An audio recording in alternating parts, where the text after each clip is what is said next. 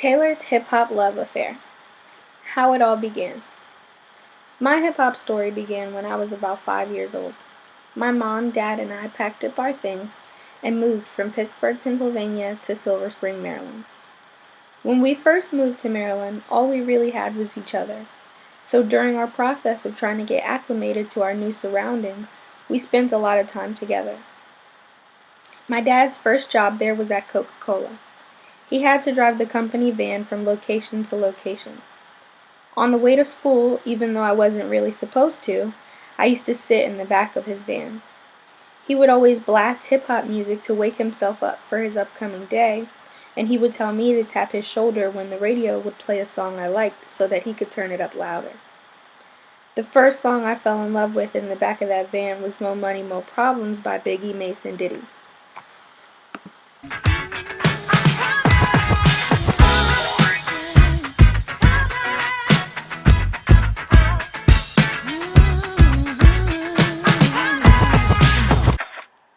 It was obvious that my dad loved the song too, and I was so amazed at how well he could recite the lyrics. His favorite part was B-I-G-P-O-P-P-A, no info for the DEA. Federal agents mad cause I'm flagrant. Tap myself and the phone in the basement. The day I learned those lyrics was like a milestone for me because I felt closer to my father. My dad really loved East Coast rap, and this was definitely my introduction to it. As I got older, my dad's workload got heavier, and I started to spend a lot more time with my mom. We would drive all over Maryland trying to find new places to see new things, and I began to notice how radio stations would recycle the same playlists at different times throughout the day. And one of the songs that I kept hearing was No Diggity by Blackstreet and Dr. Dre. Is on when she's got to have it. Baby, you're a perfect 10. I wanna get in. Can I get down so I can? I like the way you work it. No diggity. I got to bag it up. I like the way you work it. No diggity. I got to bag. This song had a feature by rap artist Dr. Dre. He's one of my mom's favorites. I noticed how much she liked the song and the excitement it brought her, so I asked her about it once, and she told me that she was a huge fan of West Coast rap. So alongside Dr. Dre, she had a huge love for Snoop Dogg as well. She thought him and the rappers he stayed around were effortlessly cool, which explains why one of her favorite songs in the world, one that was a bit inappropriate for me to be listening to at the time, is Down for My Niggas by Snoop Dogg and C Murder. I ride for my niggas, I die for my niggas. Fuck them other niggas, fuck them other niggas. I'm down for my niggas. Fuck them other niggas, I'm down for my niggas. Fuck them other niggas, cause I ride for my niggas. I die for my niggas. Fuck them. Man, when this song comes on, she gets it poppin'. It's almost scary. You would think she wrote it. But I can't deny that even though I wasn't allowed to sing the words, I grew a love for the song through her, and an even deeper love for Snoop Dogg. I would always get excited when I saw his videos on any type of music station. But no matter how cool I think Snoop Dogg is, now that I'm grown, I'd prefer not to be in the car with my mom when this song comes on the radio, because it's highly likely that my life might be in jeopardy. Now that I'm coming into my own stages of adulthood, I am beginning to pay more attention to the different effects that hip-hop has on my life and the world around me as well. I believe that there are definitely some positives to the hip-hop culture. One of the ups is that hip-hop allows me the opportunity to hear stories that vary from my own. While I know that a lot of people critique hip-hop for being vulgar and overemphasizing the drug scene, I think the honesty within the culture is important to initiate necessary discourse. Stories within rap lyrics about drug-infested neighborhoods, the over-policing of certain areas, and even the people who feel it is necessary to sell drugs in order to maintain survival are all particularly interesting to me. This is a positive because it allows me a perspective that I've never been introduced to before. By making me aware, it allows me opportunity to look within myself to see what I can do to invoke change. Another one of the ups in hip-hop for me is representation.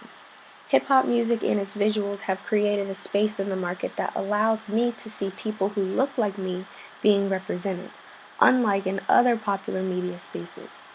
Contrary to popular belief, the black women in hip hop have allowed me to have more of a positive self image.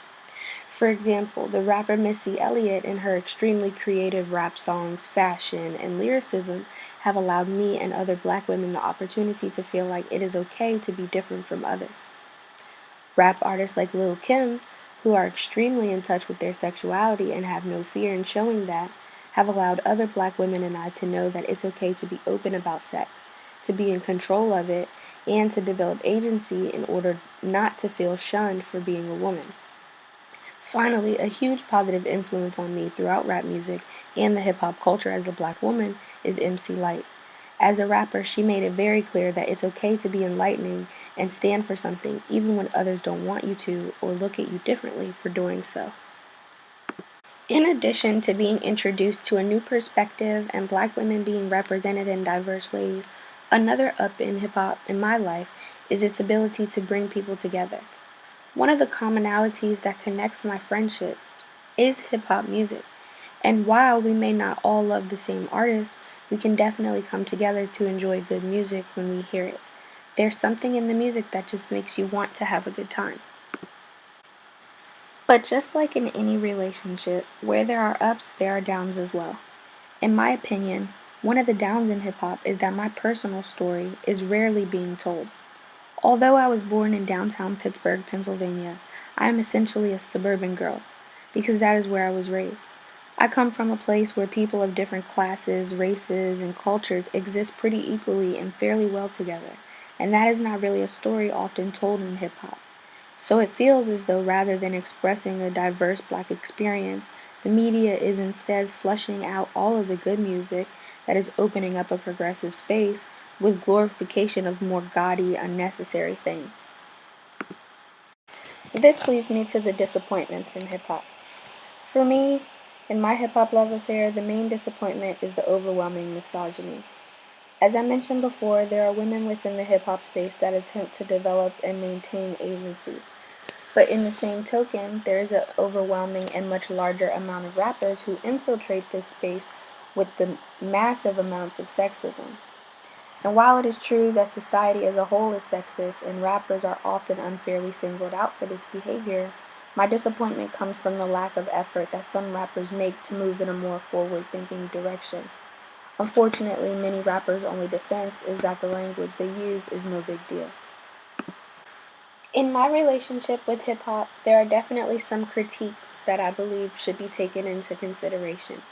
Some ways to make hip hop better and improve it would be less misogynistic language, less exploitation of black women, less glorification of violence, more challenging questions, more rappers who dare to take control of their message rather than being industry flunkies, more acknowledgement for the aesthetic value of hip hop, and more of a willingness to be open about the emotionality of the black experience. I believe that all of these things could allow for a paradigm shift and progressive change within the dynamics of hip hop. These ideas would provide the people on the outside gazing in a better opportunity to see what is the authentic experience surrounding this culture. As far as a breakup with hip hop goes, I just don't see it happening. As a black woman, I feel a strong sense of pride in my people when I think about what hip hop truly is.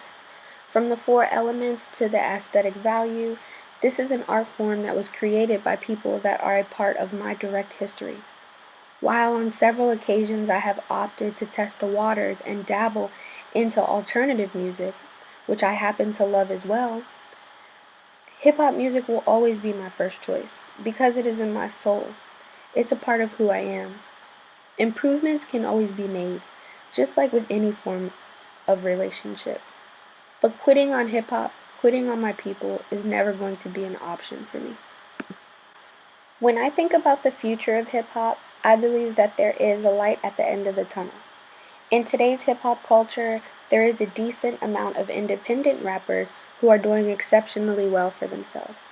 Rap artists like Currency, Nipsey Hussle, Smoke DZA, Styles P, and MF Doom. While they may not be the most popular rappers present, they still have a decent fan base and represent a population that desires to have their own hand in what they say and what their music will really encompass. Alongside independent hip hop artists, there are those that are often referred to as conscious rappers. These are rappers who rap without fear of public opinion and rappers who rap for change. Artists that fit into these categories are those such as Lupe Fiasco, Kanye West, Ab-Soul, Kendrick Lamar, Jay Electronica, and J. Cole.